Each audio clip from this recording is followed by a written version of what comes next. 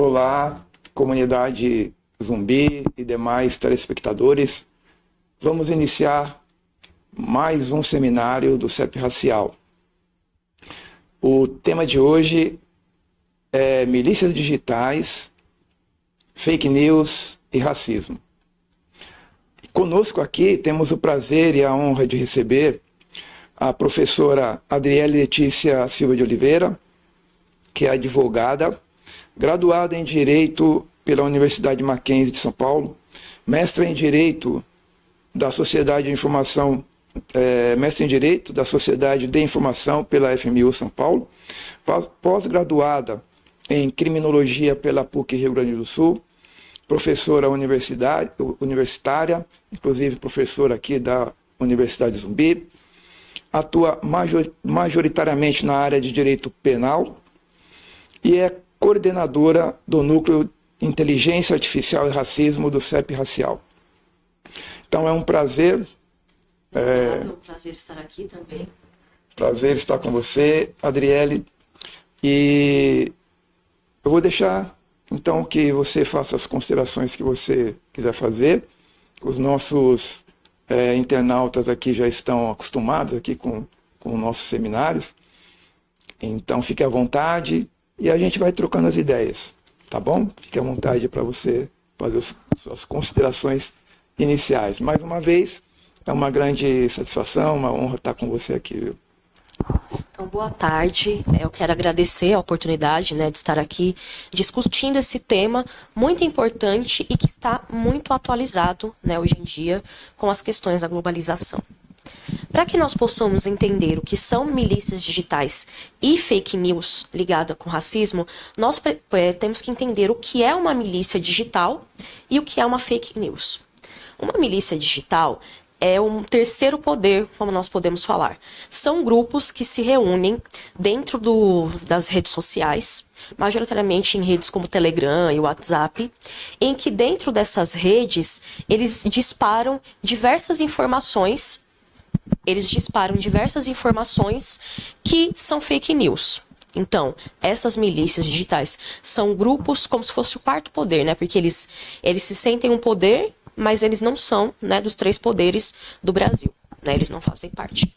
E eles criam essas fake news. O que são fake news? São notícias falsas que são divulgadas em meios digitais que atingem muitas pessoas e as pessoas passam a acreditar que aquilo é verdade. Como é que essa questão da milícia digital e da fake news, ela se intercala com o racismo? Nós podemos ver que hoje em dia nós temos diversas matérias que trazem conteúdos sobre pessoas negras que cometeram algum crime ou que estão sendo acusadas. Normalmente não tem nem o processo judicial ainda. Normalmente o processo está em fase de inquérito, ou seja, a análise se aquilo que a pessoa cometeu realmente foi crime. Então, o que essas milícias digitais fazem? Elas pegam essas notícias e fazem bots, que é como se chama os algoritmos que eles trabalham, e vão comentando diversas vezes termos racistas. Então, tem notícias que falam que a pessoa está sendo acusada de ter portado drogas, só que está em fase de inquérito. Quando a gente abre os comentários da matéria, a gente percebe que começou aqueles comentários, olha a paleta de cor, tinha que ser negro, mas é assim, não é um comentário, são 200, 300 comentários em um minuto. É impossível que 200, 300 pessoas comentem a mesma coisa em um minuto. Então, o que eles fazem? Eles fazem esses tipos de bots para fomentar o racismo. E como isso se interliga com as fake news? Hoje em dia, nós percebemos que nas redes sociais, nós temos diversas notícias falsas que são tão bem feitas que a gente não sabe entender se aquilo é uma notícia realmente verdadeira ou se é uma notícia falsa. Então, do que eles se aproveitam? Dessa falta de conhecimento do público em conseguir averiguar se a matéria é verdadeira ou não, e começam a publicar matérias falando que negros praticaram crimes, estupraram alguém, mataram alguém, e começam a divulgar isso nas redes sociais. E as pessoas acreditam que é verdade e começam a fomentar. Há uns 2 anos atrás, essas milícias digitais começaram a falar que a escravidão não existiu. Então eles pegaram e começaram a fazer diversas matérias, uma atrás da outra, dizendo que a escravidão não existiu, que os próprios negros que escravizavam um ao outro. E o que aconteceu? Isso foi jogado dentro das redes sociais e as pessoas realmente passaram a acreditar que o racismo realmente não aconteceu, não teve escravidão. O que a gente percebe que não é verdade, porque nós temos fatos e conteúdos históricos que o racismo existiu, sempre existiu desde o começo do Brasil e que a escravidão existiu. Só que essas notícias são tão enviadas de uma forma que as pessoas acreditam.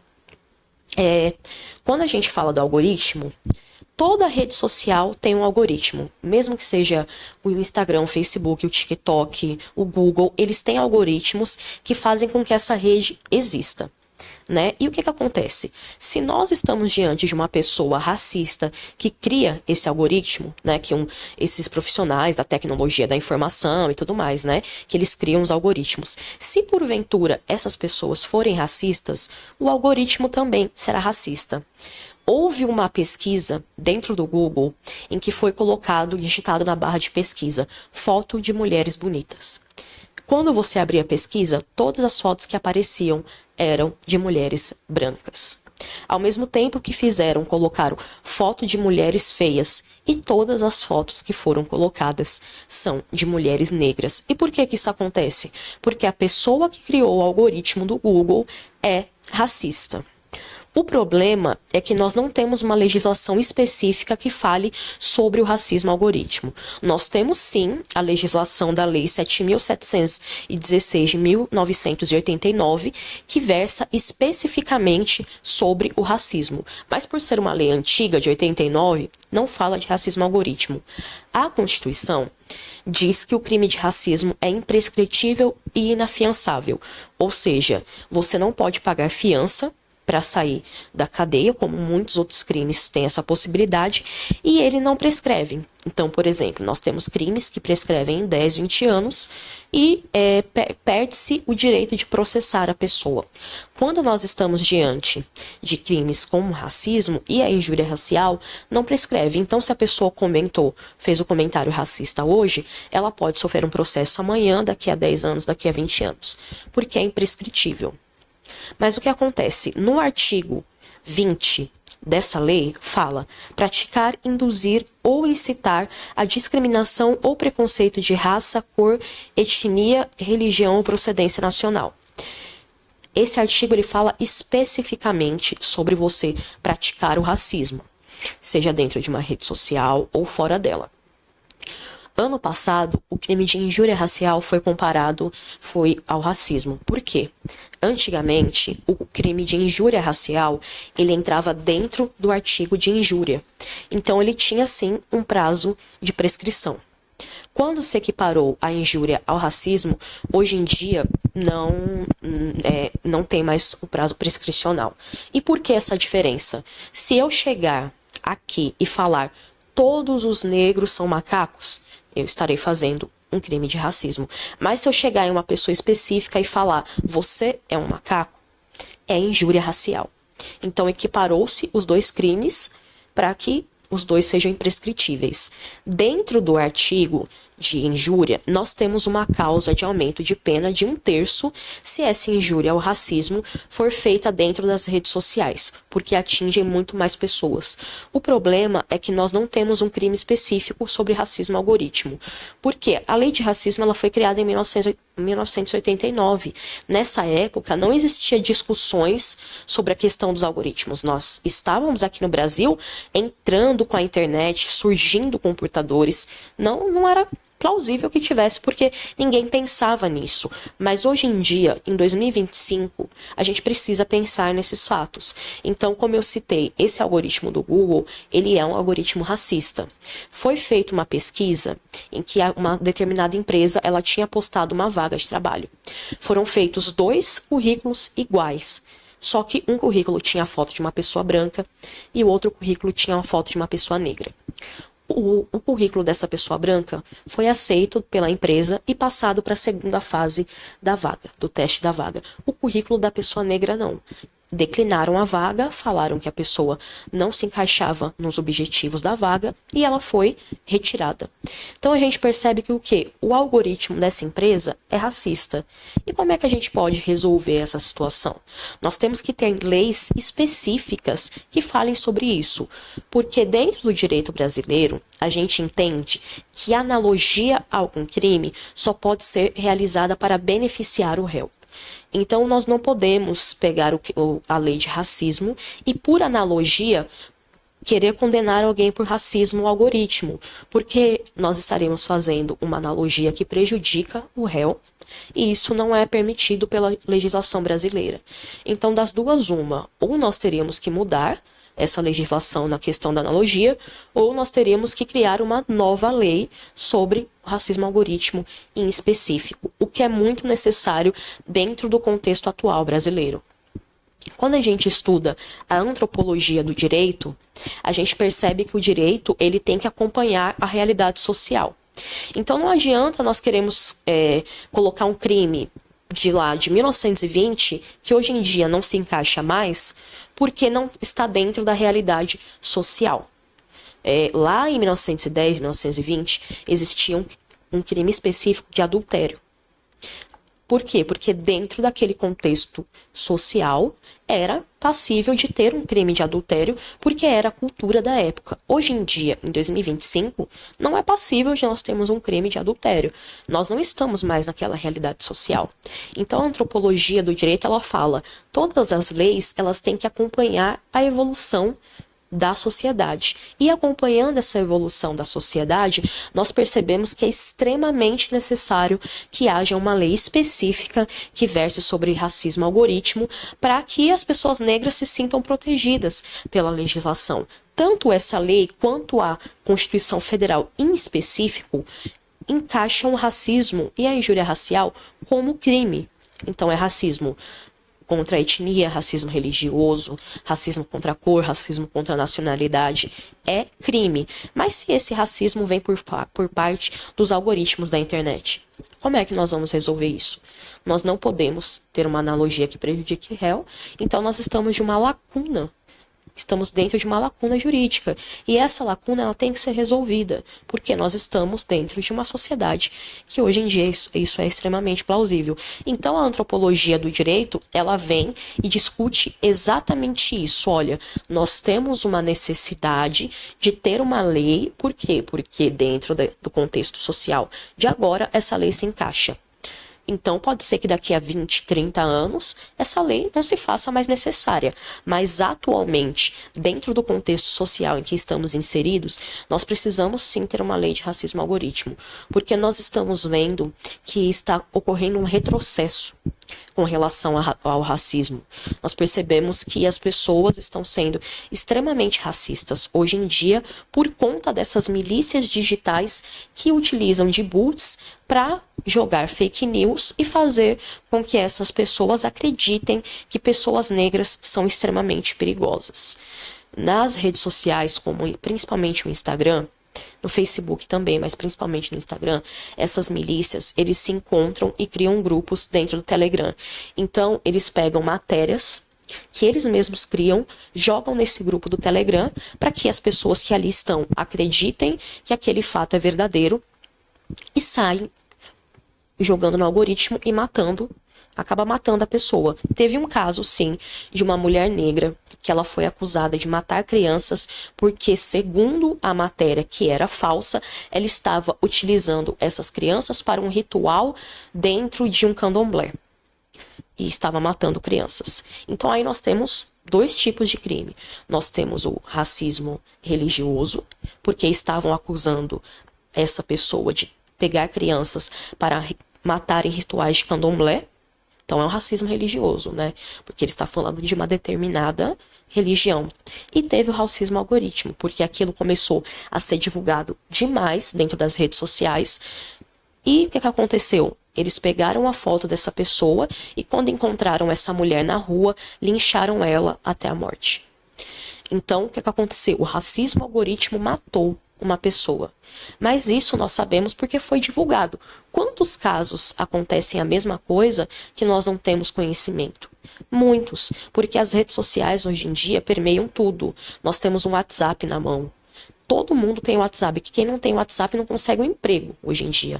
Nós temos o WhatsApp, nós temos ali as redes sociais, nós temos o LinkedIn, que é uma rede social para trabalho, mas que também é extremamente divulgado fake news racistas. Então, é impossível que uma pessoa não tenha um conhecimento sobre fake news, somente se ela realmente não tiver nenhuma rede social, que acontece com pessoas idosas, né, bem mais velhas, que não sabem mexer. Tirando isso, todos nós temos acesso a essas situações. E essas situações, gente, as pessoas são mortas.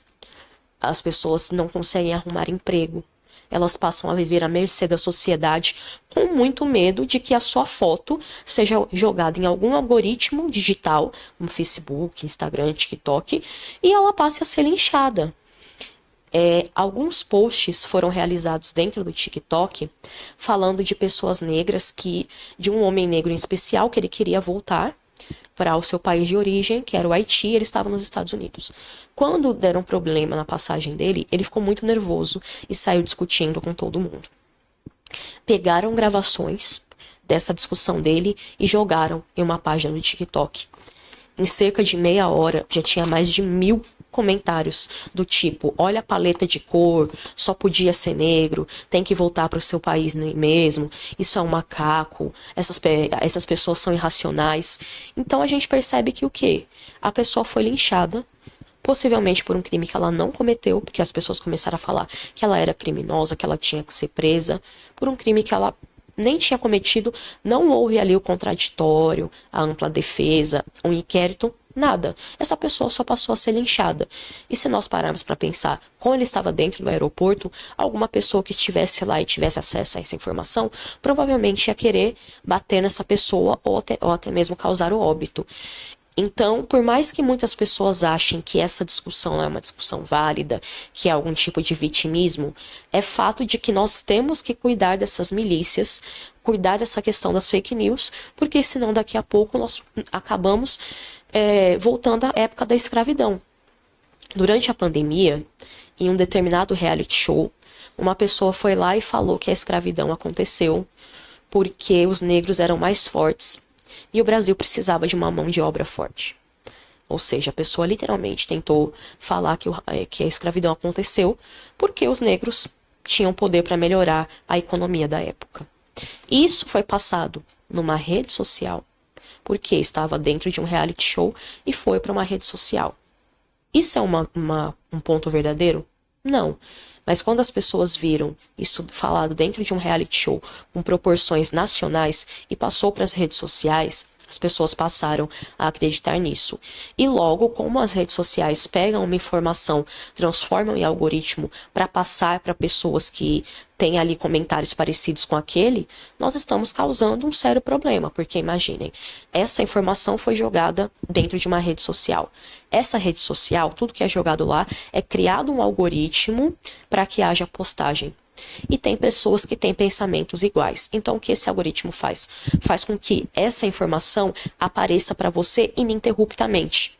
Então, com isso, você vai ver essa reportagem e vai pensar, caramba, essa pessoa estava certa, né? E aí você vai começar a fomentar uma coisa que não é verdade, como a escravidão nunca ocorreu, que hoje em dia os negros precisarem falar sobre a lei de cotas é frescura.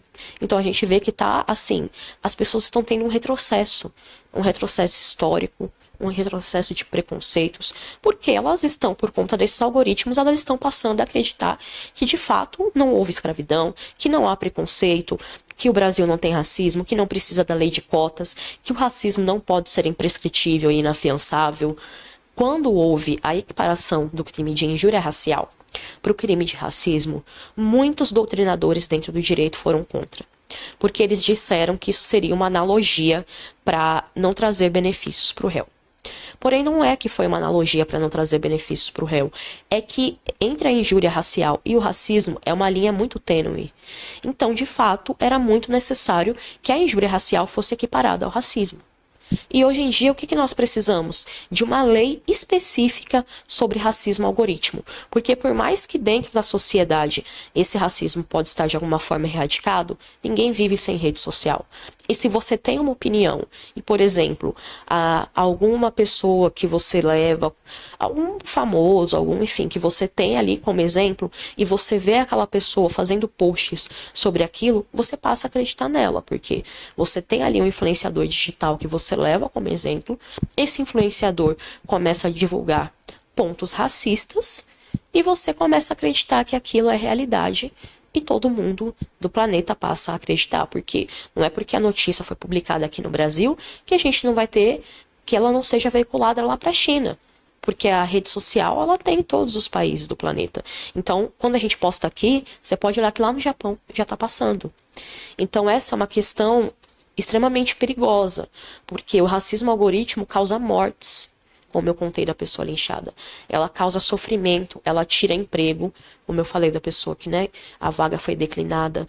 Ela causa sofrimento físico, ela causa sofrimento mental. E nós percebemos que com essa questão do algoritmo, os direitos dos negros estão retrocedendo, porque a pessoa sofre ali um linchamento digital por conta de um algoritmo racista, e por mais que ela processe a pessoa em específico que cometeu aquele crime, ela não vai conseguir processar o algoritmo da Google, o algoritmo do TikTok, que são as pessoas que fazem. Por quê? Porque não existe uma lei específica para isso. Então é muito necessário que o Brasil se atente ao que está acontecendo para criar uma lei específica que fale sobre o tema. A questão das fake news e o racismo, essa questão das milícias, nós temos dentro da polícia uns tipos de câmeras que fazem reconhecimento facial.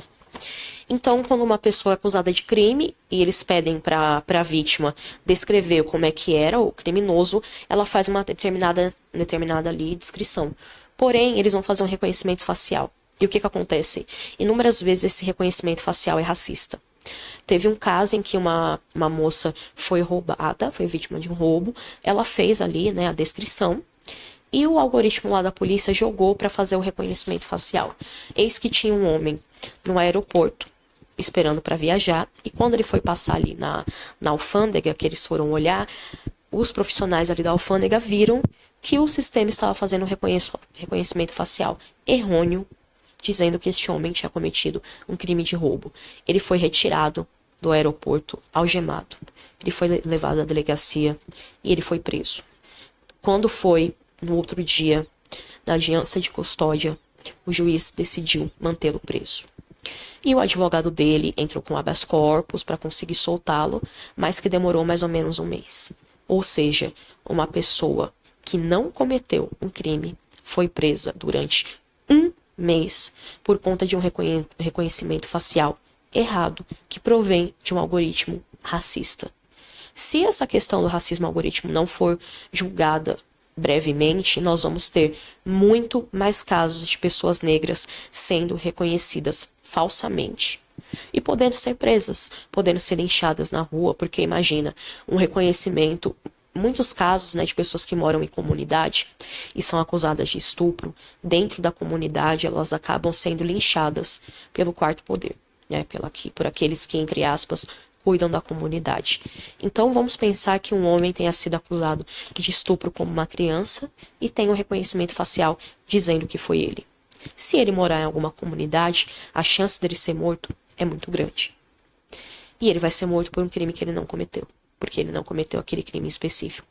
Então nós podemos ver que essa questão do algoritmo, ela tem diversas nuances. Não entra só dentro das redes sociais, está passando para fora das redes sociais.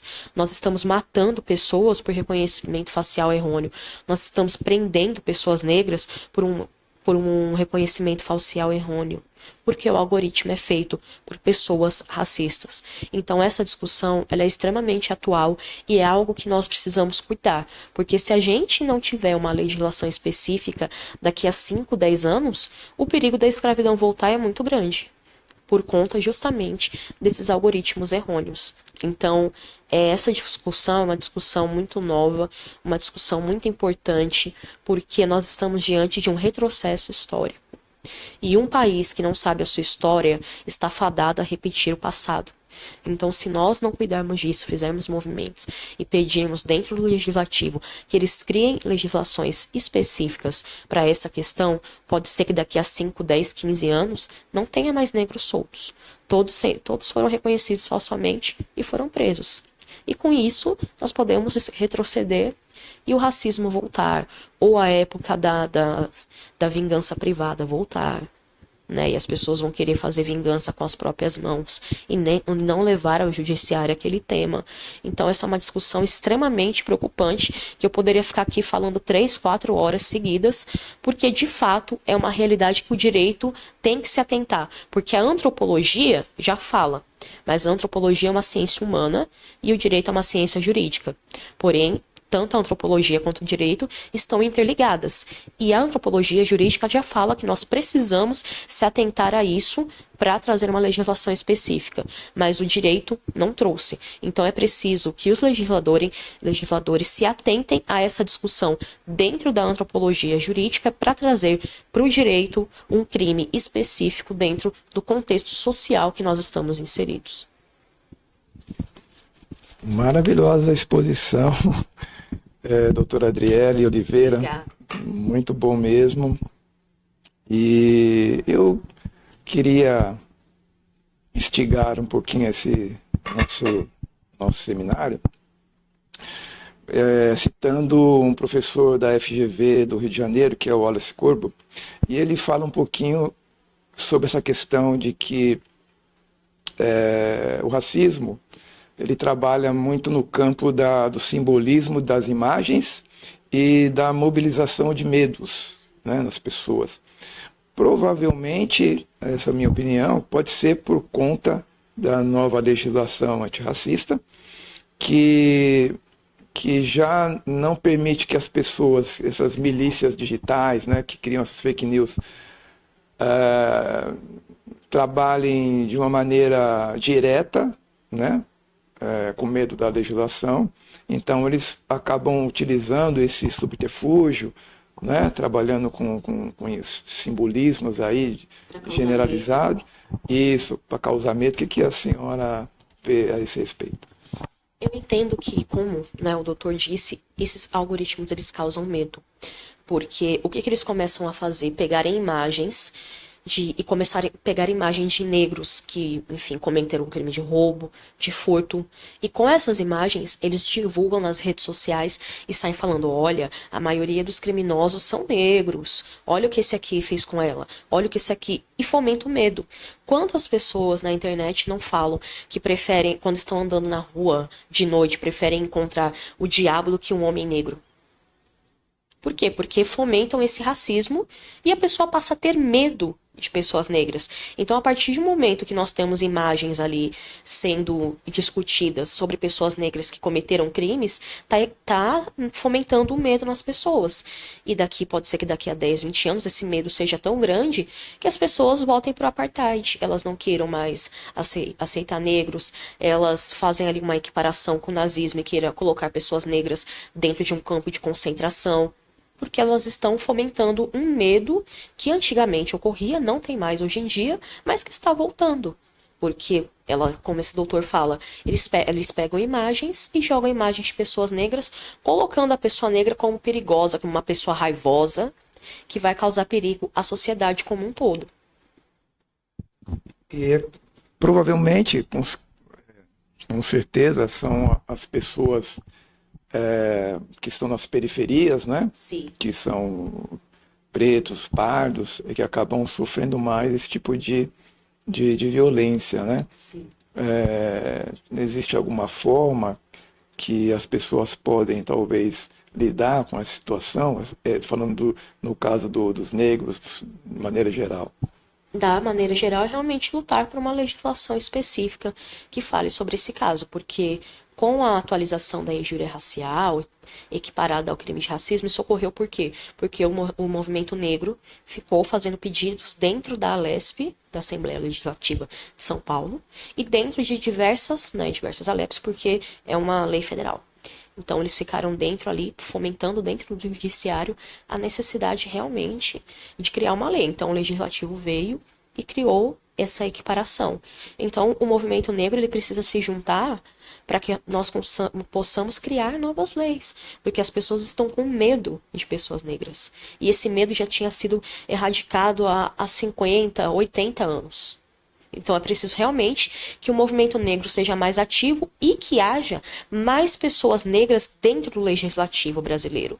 Porque se nós passarmos a ter lideranças negras dentro do legislativo brasileiro, nós teremos projetos de leis que eventualmente virarão leis que beneficiem as pessoas negras, né? Beneficiem no sentido de diminuir esse medo da população. A partir do momento que na Alesp só tem pessoas brancas, é impossível ter isso, porque só entende o que é racismo quem passou ele na pele. Então, realmente, nós precisamos de mais lideranças negras dentro da Alesp para que haja projetos de leis sobre essa situação, para que nós não acabamos retrocedendo. Aproveitando também aqui mais um dado que eu acho interessante, é que a professora Marta Machado, da FGV do Rio de Janeiro, de aqui de São Paulo, ela mostra que há zero comprometimento, né, em relação ao enfrentamento ao racismo aqui, entre os desembargadores brasileiros, que costumam, segundo ela, desqualificar as experiências de racismo que a população negra vive no Brasil. Segundo ela, também é um judiciário masculino, é um judiciário branco, e pouco preocupado para discutir isso, que não se coloca de maneira a enxergar a necessidade de mudança desse sistema. Então é um pouco nesse sentido que a senhora estava falando. Né? É um pouco nesse sentido, porque quando a gente olha para o judiciário, nós não temos pessoas negras dentro do Poder Judiciário. Foi feita uma pesquisa dos desembargadores aqui do Tribunal de Justiça de São Paulo. E menos de 10% dos desembargadores são pessoas negras. E menos de 5% são mulheres negras. Nós não temos lideranças negras dentro do judiciário. Isso é tão verdade que foi criada uma lei de cotas específicas para concursos públicos dentro do judiciário. Então, promotor, juiz, defensor, analista da promotoria, analista da defensoria, escrevente, que são pessoas negras, elas têm direito ali a uma cota. Justamente por isso, porque as pessoas negras não conseguem entrar. E por que elas não conseguem? Elas passam na primeira fase, na segunda fase, e quando elas vão para a fase oral, toda bancada é uma bancada branca. Então ela vai querer aprovar quem? O negro ou o branco? Porque dentro da realidade deles, somente o branco é bom. Então acabam contratando, né? Passando para eles tomarem posse pessoas brancas. Então, nós temos que ter ali uma legislação igual a essa mesmo, que criou a lei de cotas dentro do judiciário, para que nós possamos ter muitos julgados do Tribunal de Justiça de São Paulo com relação à injúria racial, entendeu que foi mero aborrecimento. Porque quando a gente é vítima de um crime de injúria, nós entramos com o criminal, para que a pessoa seja penalizada criminalmente, e nós entramos no cível para que haja ali o pagamento da indenização por danos morais. Porque o juízo criminal ele não tem competência de pagar a indenização. E aí a pessoa entrou com o processo criminal e entrou com o cível para pedir uma indenização. E tem julgados do Tribunal de Justiça de São Paulo que eles falam que não coube indenização por danos morais, porque é um mero aborrecimento. Literalmente veio uma decisão falando que você ser vítima de injúria, que você ser chamado de macaco, foi um mero aborrecimento. E essa pessoa, por mais que futuramente tenha sido criminalizada, enfim, não sei, pela questão da injúria, a pessoa que sofreu a injúria, que sofreu o racismo, que ficou mal, que pode ter perdido emprego, que pode ter entrado em estado de depressão, que pode ter entrado em estado de burnout, que queira sair do emprego, que queira se matar, ela não recebe uma indenização por danos morais, porque tem juízes que entendem que é mero aborrecimento. E aí as pessoas não são indenizadas. Então é realmente importante que nós tenhamos dentro do judiciário, não só brasileiro, mas o judiciário, né, do país inteiro, essas cotas para colocar mais lideranças negras, porque foi como eu disse, só entende o que é racismo quem passou por ele. Colocando nessa magnitude, né, do que da maneira como esse racismo na internet atinge as pessoas negras, as mulheres, queria ouvir um pouquinho a sua visão, elas devem ser muito mais afetadas por isso, né? Nós temos um triângulo social. Então, o primeiro da base são homens brancos. O segundo são mulheres brancas. O terceiro são homens pretos. E o quarto, mulheres pretas. Ou seja, nós, como mulheres pretas, estamos no final da hierarquia. Porque por mais que um homem preto sofra racismo, ele ainda é homem. E nós não somos mulheres. Eu sou formada em Direito, eu tive professores de Direito Empresarial na faculdade, que ele falava que mulher não pode trabalhar em Direito Empresarial. Que mulher só pode trabalhar em Direito de Família. Então a gente vê que o machismo com nós mulheres negras é extremamente assim doído. Eu sou advogada criminalista e eu já cheguei para fazer uma audiência. E antes de eu me apresentar, a escrevente achou que eu era o réu. E quando ela foi falar para os advogados ali mostrarem a OAB, e eu fui levantar, ela virou para mim e falou assim: eu estou qualificando os advogados e não o réu. E eu falei: não, ok, mas eu sou advogada. Por que você está achando o contrário? E a pessoa ficou toda sem graça. Ai, desculpa, que tem muita advogada aqui tentando justificar o injustificável. Então a gente percebe que mesmo dentro do Poder Judiciário e dentro do Legislativo, mulheres negras sofrem muito mais preconceito. Teve uma deputada, há um tempo atrás, que ela denunciou que na Alesp de São Paulo não tinha banheiro feminino. Só tinha banheiro masculino. Porque a Alesp, durante todos esses anos, só foi colocada entre homens. E até mesmo homens pretos. Mas não tinha mulheres, nem mulheres pretas. Então não tinha banheiro feminino na Alesp. Elas tiveram que lutar para ter um banheiro feminino dentro de uma Assembleia Legislativa. Então pensa, se não tinha banheiro feminino nem para mulheres brancas, imagina para mulheres negras. Você vai ser confundido com a faxineira. Eu já fui fazer entrevista de estágio e antes de eu me apresentar, a pessoa virou para mim e falou: a vaga de faxineira já está fechada. E não estou desmerecendo a faxineira, porque é um emprego muito importante, mas eu não tinha me candidatado para isso. Eu tinha me candidatado para uma vaga de estágio, porque eu já fazia faculdade. E com mulheres brancas, as minhas amigas brancas nunca passaram por isso, que também fizeram direito junto comigo. Então a gente percebe que dentro desse racismo do judiciário, a mulher negra sofre muito mais racismo.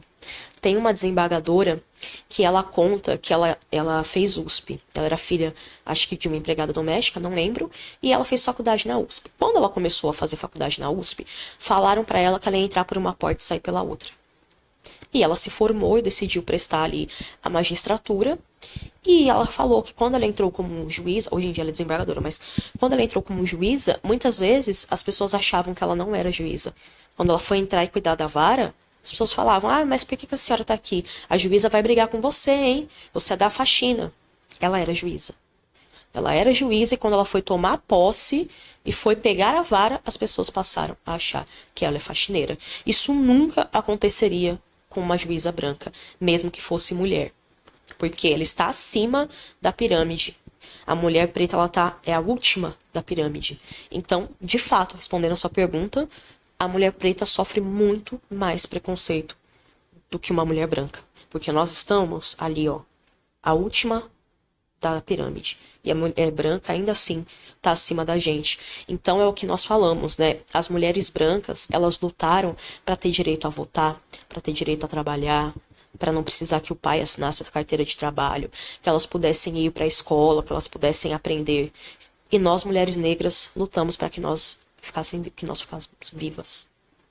E depois de muitos anos, que nós conseguimos esse direito de ser vivas e ter direitos constitucionais. Porque quando começou lá atrás a mulher ter direito ao voto, era mulher branca. Mulher negra não tinha direito ao voto. Homens negros tinham direito ao voto. A mulher preta não tinha. Então, enquanto eles lutavam para serem vistos e terem direito dentro das câmaras e tomarem cargos importantes, nós, mulheres negras, nós lutamos para ficar vivas. E após isso, que nós possamos a ter uma luta específica para entrar nesses pontos de poder. Então, o que a gente percebe é que, apesar da mulher branca ser mulher, ainda assim ela é branca.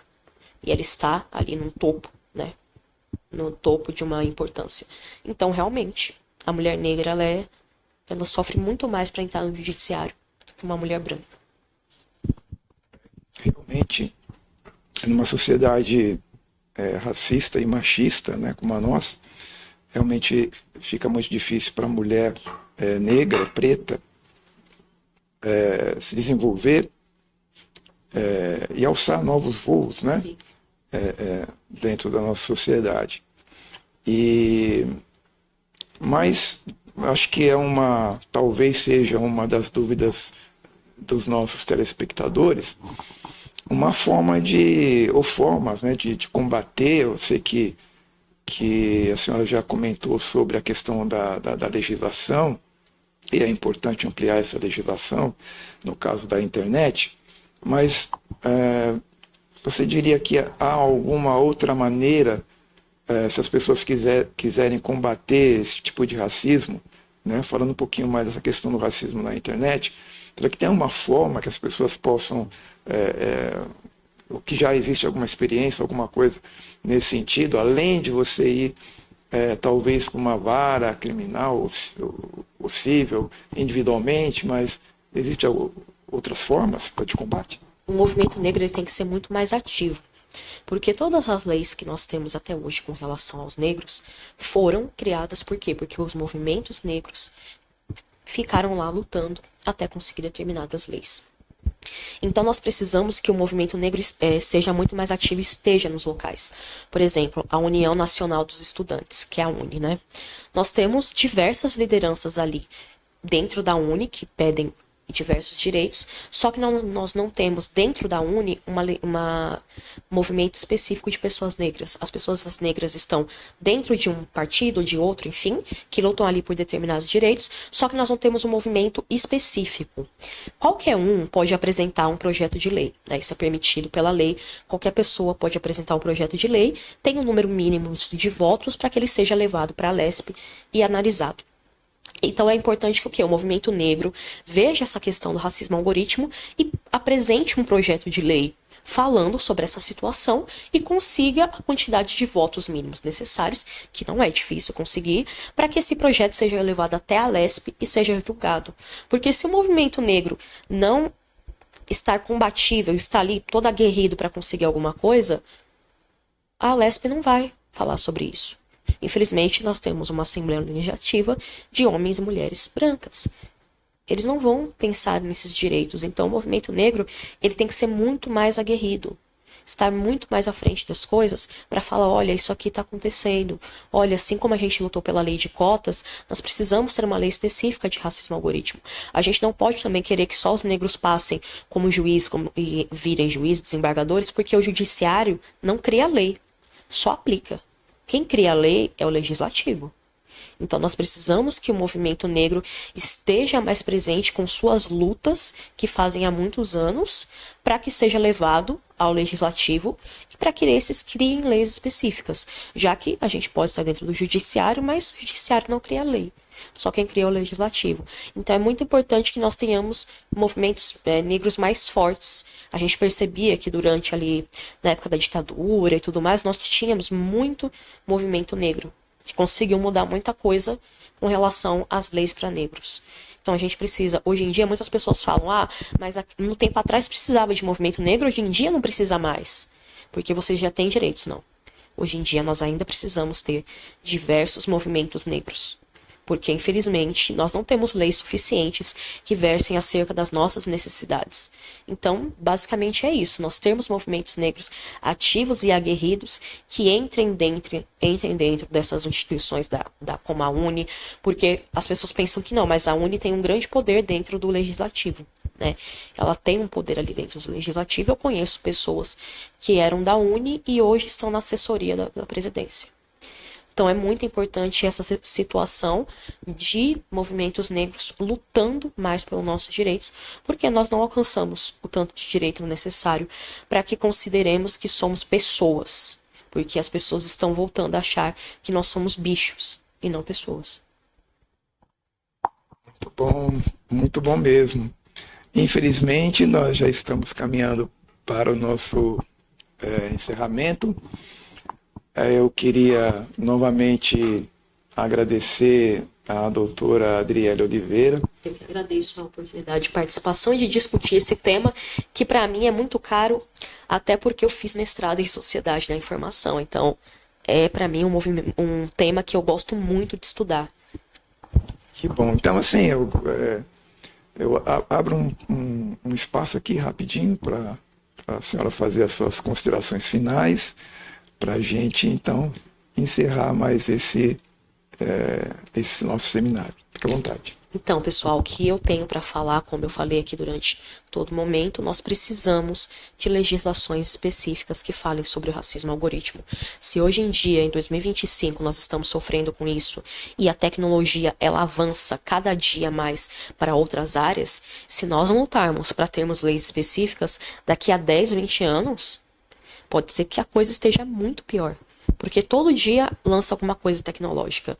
Esse é um tema muito importante que muitas pessoas desconhecem, essa questão do algoritmo, elas confundem com crimes digitais e a questão algorítmica não tem nada a ver com crimes digitais, né? São coisas que parecem iguais, mas que estão ali por uma linha tênue separadas. Então é muito importante que nós nos atentemos a isso que está acontecendo para que futuramente nós tenhamos uma lei específica. Porque senão daqui a 5, 10, 15 anos pode ser que tenha perco o controle totalmente e as pessoas negras tenham voltado a ser escravizadas, as pessoas negras tenham voltado a perder direito ao voto, perder direito ao estudo, perder o direito à vida, perder o direito a ter filhos, né?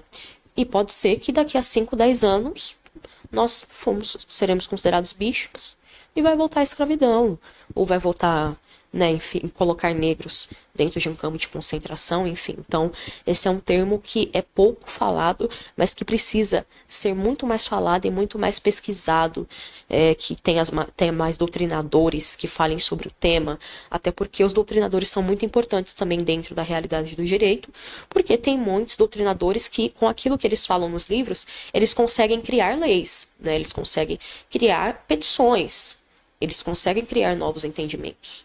E com isso mudar a sociedade. Então é muito importante que o movimento negro fale sobre isso, que doutrinadores, né, do direito falem sobre isso, para que nós tenhamos futuramente uma lei específica que verse sobre isso, porque todo dia a tecnologia muda.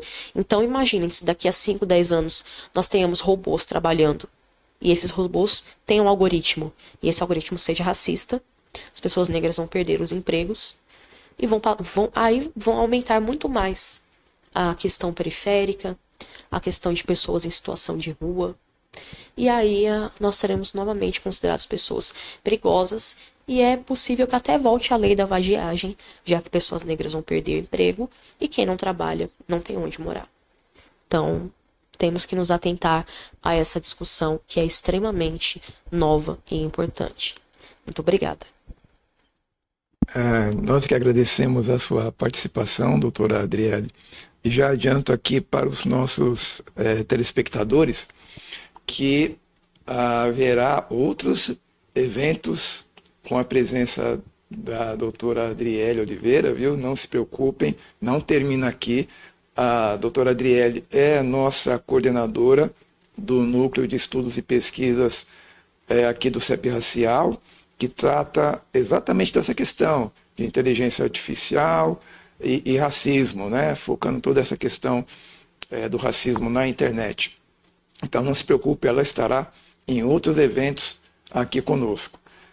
Então eu agradeço a sua audiência aqui e deixe aqui para nós um like, coloque ali um comentário, viu? Que isso é importante também.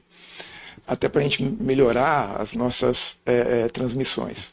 Eu agradeço a todos. Então, terminamos aqui mais um seminário do CEP Racial da Universidade Zumbi dos Palmares. Abraços para vocês.